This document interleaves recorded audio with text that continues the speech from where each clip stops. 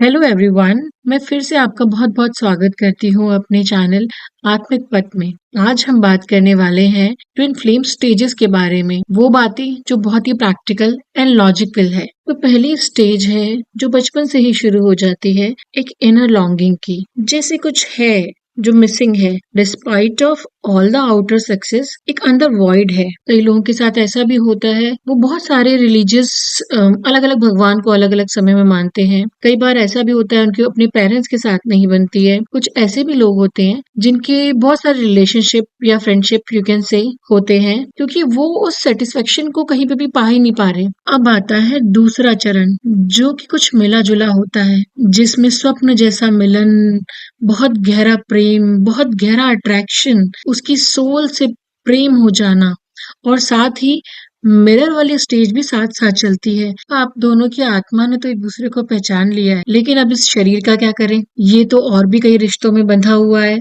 सामाजिक दायरे बहुत हैं, बहुत सारी ऐसी परेशानियां हैं जिन्हें हम समझ भी नहीं पा रहे, सामने वाले को इग्नोर भी नहीं कर पा रहे। इसीलिए ऐसा मत समझिए कि ये परेशानी सिर्फ आपकी है, सामने वाला भी उतनी ही दुविधा में है आपको लेके। लेकिन ये बिल्कुल सच है, आप उस छोटे से समय में इतना प्रेम महसूस कर पाएंगे जैसे कई जन्मों का प्यार आपने एक ही पल में महसूस कर लिया हो। लेकिन इसी बीच में मिरर भी हम एक दूसरे को दिखा रहे होते हैं। वो हमें हमारी छोटी छोटी चीजों को मिरर कर रहा होता है, हम उसे ट्रिगर दे रहे होते हैं, क्योंकि इतने सालों की कंडीशनिंग है ना, बदल नहीं सकती। और यहीं से शुरू होती है असली यात्रा। और हमारे दिल में ख्याल आता है, पहली नजर में जो मिला था वो कोई आम नहीं था। आंखों में बसी थी सदियों की पहचान। चली थी जब ये आत्मा उस आत्मा की ओर, तो साथ चली थी सारी अधूरी कहानियों की शोर। तू आईना बनकर आया मुझे मुझसे ही मिलाने, मेरे भीतर के डर, मेरे घाव मुझे दिखाने। कभी तेरे शब्द बाण बने, कभी तेरी चुप्पी आग। मैं रोई तू भी टूटा, फिर भी जुड़ा रहा वो राग। लेकिन सच तो ये है, ये वीडियो आप सुन तो रहे हैं, लेकिन इस स्टेज तक आपको एक्चुअल में कुछ भी पता नहीं चलेगा। आपको तो अब पता चलेगा जब आएगा रनर और चेजर वाला स्टेज। और अब शुरू होता है रनर और चेजर का स्टेज, जिसमें हम सेपरेशन को देखते हैं। एक इंसान है जो बहुत अवॉइड करता है चीजों को, वो बातों को अवॉइड करता है, वो हर एक चीज को महसूस करने से अवॉइड करता है। और दूसरा है चेजर, जो है एंशियस। चेजर हर बात को कन्फ्रंट करना चाहता है, वो चाहता है अभी बात हो जाए मेरी, अभी अभी जब सब कुछ सोल्यूशन आ जाए। और ऐसे में रनर संपर्क काट देता है, दूरी बना लेता है। हर वो चीज जो उस तक पहुंचने का रास्ता है, वो सारे रास्ते आपके बंद कर देगा। लेकिन क्या आपको लगता है ये वो इंसान कर रहा है? पर नहीं, ये जर्नी एक्चुअली डिवाइन के हाथों में है, और ये सब कुछ डिवाइन की मर्जी से ही हो रहा है, ताकि आप खुद की ओर मुड़े। आपको लगता होगा इतना सिंपल ही तो है, अगर मैं इतना प्रेम महसूस कर रही हूँ, तो सामने वाले को भी तो मुझसे इतना प्रेम है, वो मुझसे क्यों भाग रहा है?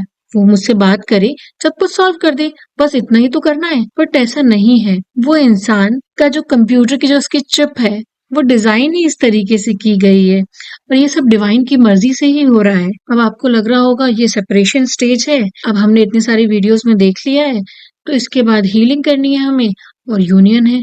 बट ऐसा नहीं है। इन सेपरेशन स्टेज में आपको बहुत सारा खुद पे काम करना है, और जो काम आप खुद पे नहीं करेंगे तो डेफिनेटली ऐसा होगा कि यूनियन के लिए आपका पर्सन आएगा, थोड़ी बात भी होगी, हो सकता है 2-4 महीने बाद भी हो, लेकिन फिर से सेपरेशन होगा। क्योंकि उस यूनियन को सस्टेन करने के लिए फिजिकल लेवल पे आपको जो अपना माइंडसेट रेडी करना था, वो आपने नहीं किया।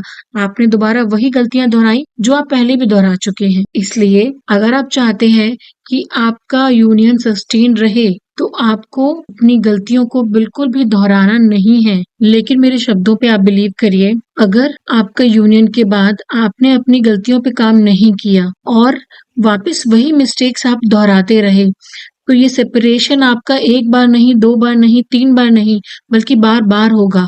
और आप नोटिस करेंगे, ये सेपरेशन पहले तो कुछ दिनों का था, फिर कुछ महीनों का होगा, और फिर कुछ सालों का भी हो सकता है। इसलिए इस स्टेज पे बहुत ध्यान दीजिए। अब आती है आपकी हीलिंग स्टेज। हीलिंग में आपको बहुत सारा सेल्फ लव करना होता है, खुद से प्रेम करना। यही तो ये जर्नी हमें सिखा रही है और अपनी हीलिंग करनी होती है। हीलिंग में बहुत सारी मोडालिटीज होती है, उसके बारे में हम बाद में बात करेंगे। अपने कर्मास क्लियर करने पड़ते हैं, खुद के करियर पे ध्यान देना पड़ता है।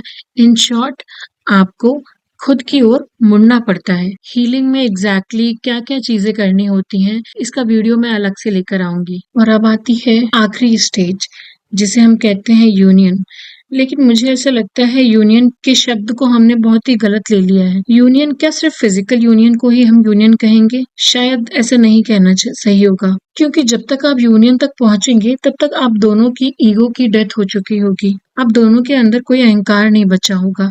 आप दोनों के अंदर एक दूसरे को लेके बहुत रिस्पेक्ट, बहुत प्रेम, एंड आपका डिवाइन मिशन भी साथ में आ चुका होगा। अगर ये जर्नी हमें डिवाइन ने दी है, तो क्या डिवाइन ने हमें सिर्फ ये जर्नी एक दूसरे के साथ घर घर खेलने के लिए दी होगी? शायद नहीं, बट हाँ, आपका फिजिकल लेवल पे यूनियन डेफिनेटली होगा। सामने वाला आपको समझेगा, हर चीज जो आपके दिल को सुकून दे वो होगा। लेकिन आप अपने आसपास की सामाजिक व्यवस्थाओं को भूलिए मत। ये बिल्कुल सच है, जो आपके जीवन में सच नहीं है वो तो पीछे छूटेगा ही छूटेगा, और आप उस हारमोनियस यूनियन को जरूर प्राप्त करेंगे। बट ये जरूरी बिल्कुल भी नहीं है कि आपकी इस फिजिकल प्लेन पे उनके साथ शादी ही हो। लेकिन हाँ, आपके दिल में वो सुकून जरूर भगवान देंगे, क्योंकि भगवान किसी के साथ नाइंसाफी कभी करते ही नहीं है। इसीलिए इतना आपने जो इनर वर्क किया है, आप भगवान के एक उद्देश्य के लिए काम कर रहे हैं,